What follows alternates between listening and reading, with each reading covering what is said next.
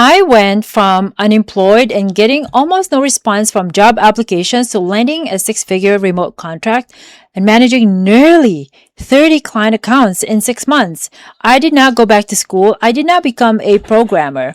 I learned one practical AI adjacent skill and then I did three very specific things with it. So in this video, you're going to learn how you can transition into a new career without being a programmer using AI. So here are the three moves that change everything for me.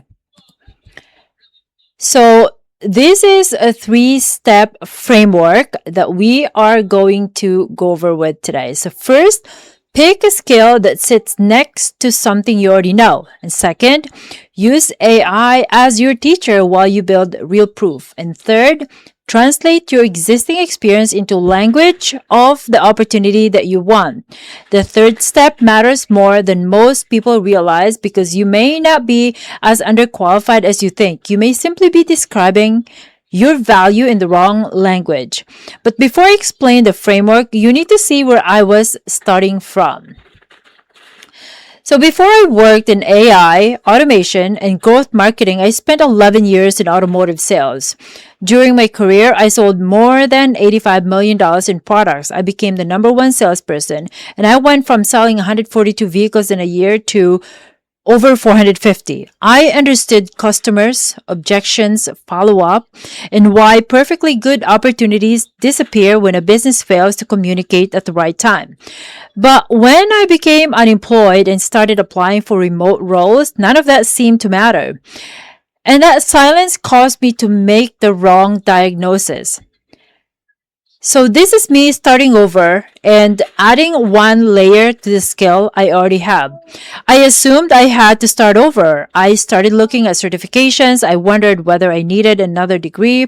I looked at people who had already worked in tech and marketing for years, and I thought I was too far behind.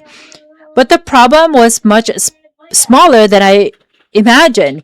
There was one skill I needed to add. The rest of the value was already there. And that brings us to step number 1. You want to choose a skill that sits beside something you already understand. Now we're going to talk about adjacent skill. The skill I chose was business automation, specifically GoHighLevel. So GoHighLevel helps businesses manage leads, appointments, follow-ups, pipelines, email, and text communication. At first, it looked technical, but underneath the technology, I immediately recognized the problem. Leads were not being contacted quickly enough. Appointments were not properly confirmed. Missed calls were not re-engaged. Potential customers were being forgotten. So I already understood why those things cost businesses money. I just didn't know how to build a technology that could fix them. So that experience gave me 3 filters for choosing a valuable AI skill. So the 3 filters was that the number 1 was, does the skill sit on top of something I already understand? And filter 2, can a business draw a straight line between the skill and time, money, risk, or growth? Filter 3, can you become functional at it in approximately 90 days? Not world-class, not certified in everything. Functional enough to solve one small real problem. For me, it took me 2 weeks. If you don't know which skill to choose, start with what you have been complaining about the most. So, your complaint is a clue. That's a good news. If you're healthcare professionals, you understand patient communication, scheduling, and documentation.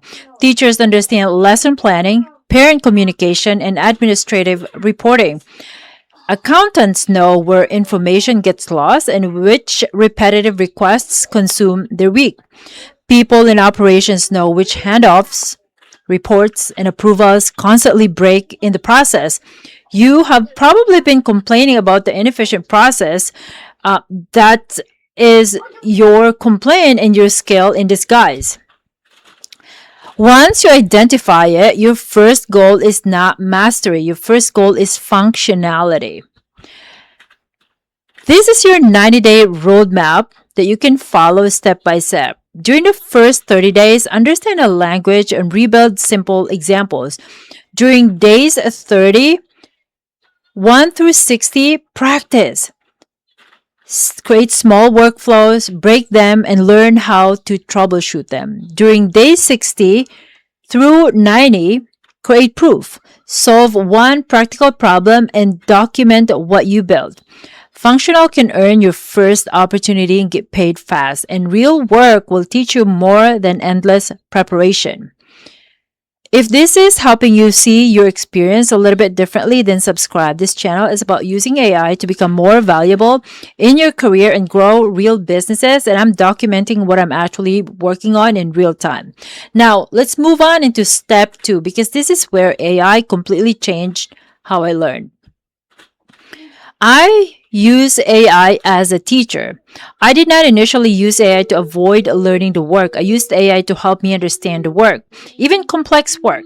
If I saw a workflow I didn't understand, I could show it to ChatGPT or Claude and ask what it was doing and why.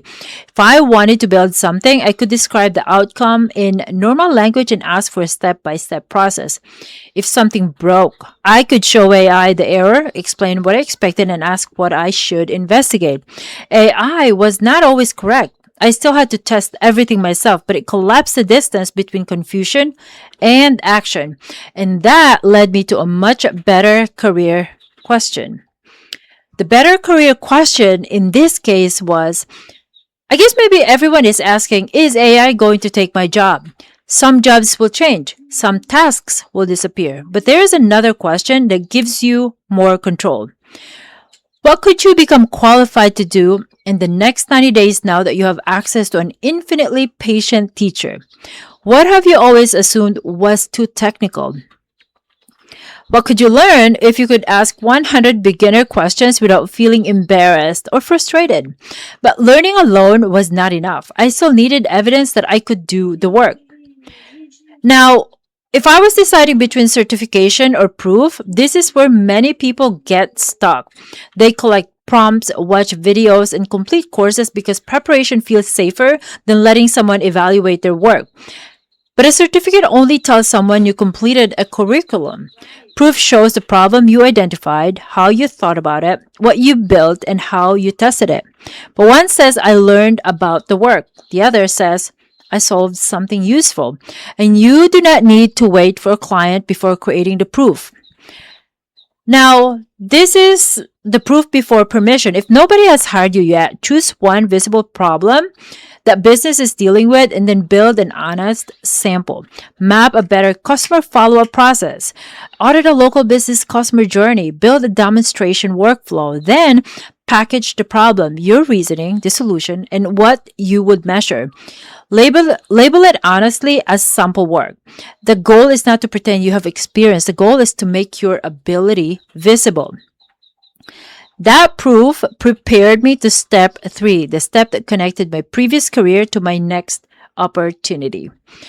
Now, this is the opportunity to open up everything for me. So I found the opportunity that changed my career through Instagram. It wasn't Indeed. It wasn't a traditional job board. It was Instagram. Opportunities do not only live under a button labeled jobs. They live inside communities, conversations, content. They live with business owners who are publicly talking about what they are building and what they need. If you only search job boards, you compete with everyone else who has been trained to look. But finding the opportunity wasn't enough. I still have to explain why I belong there. And this is where it made a difference. This is where AM became more of my teacher. It became my translator. In sales, I called it customer follow-up. In marketing, it became lead nurture and life cycle communication.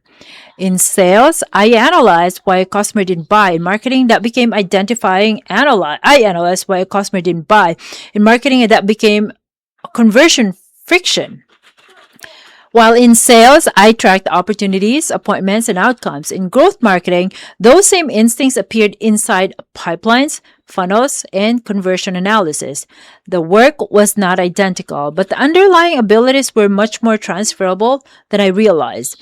Then I asked AI one question that changed how I presented my entire career. So this is really the translation of how you ask questions. So I didn't ask AI to simply write my resume. That often produces polished, generic language that could belong to just anybody.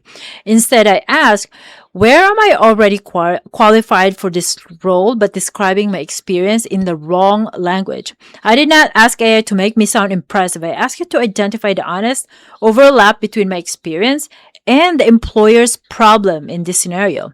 You can run the same translation audit with 5 questions.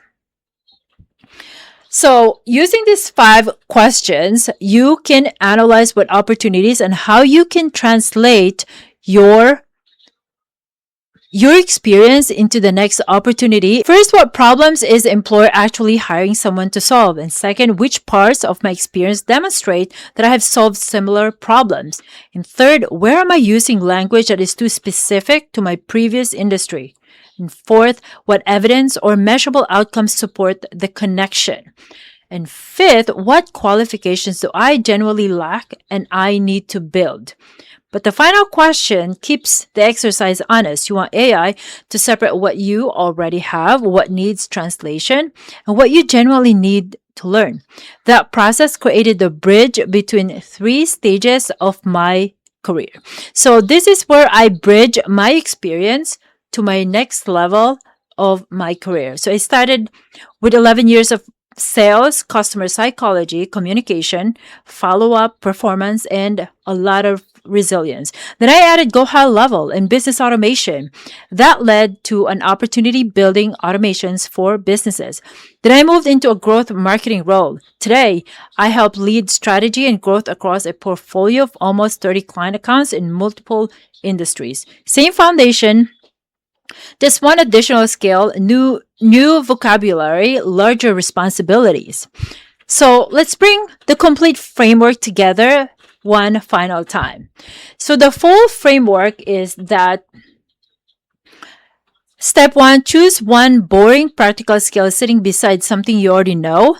Step 2, use AI as your teacher. Ask questions, build, test, troubleshoot, and create proof before you feel completely ready. And step 3, translate your experience. Change the industry-specific language, not the truth, and isolate the real gap you still need to close. You may not need to throw your entire career away.